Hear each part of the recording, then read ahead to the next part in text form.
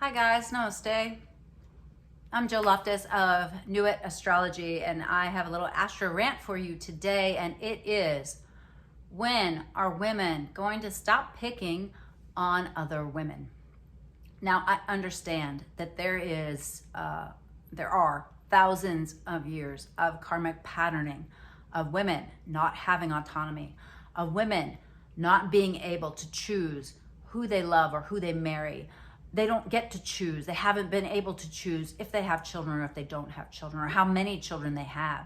They don't even get to choose what happens to those children. And often, in order to feed those children or care for those children or be able to feed themselves, they have had to make compromises, and they have had to compete for the attention of men and compete amongst themselves, amongst other women, for the attention of men, for the love of men, or even for the love of their own families. Okay? This is just the way it's been. All right?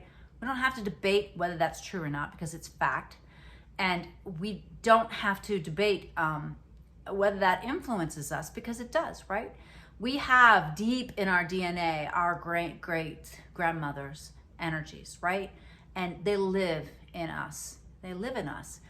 And you can, I don't know about you, I'm 55. I can look back and see how my mother would, kind of talk about other women, or feel like we had to dress a certain way, especially if somebody else was going to be there, right? These are latent. These are things that little girls pick up on as they're growing up, right?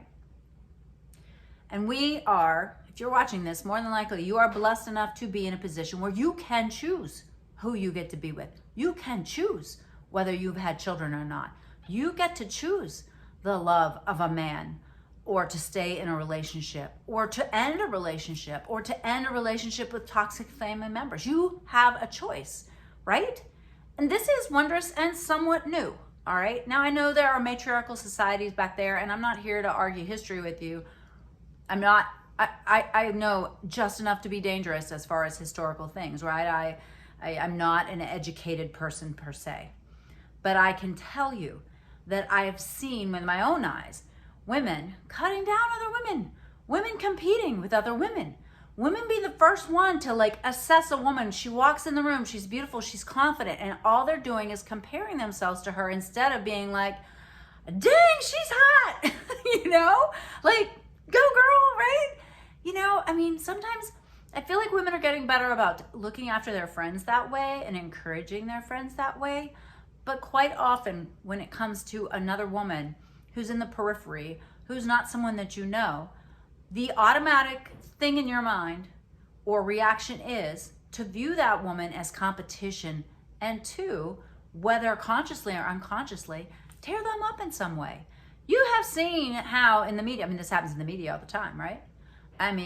Do you see how certain people get a pass and women, oh my God, they love to draw and quarter them in the square, and now they do it, they don't do it with wagons now. They do it on the media, right? And other women are just more than happy to pile on there. And so I say this to you just because I noticed this in myself. As I was, going through this yoga process, right? Self-awareness. It's like, wow, why do I do that? Why every time I meet a woman, I'm comparing am I younger than her? Do I weigh more than her? I used to do that, and I don't anymore. I really do believe that when I see a beautiful, interesting woman, I think, wow, cool.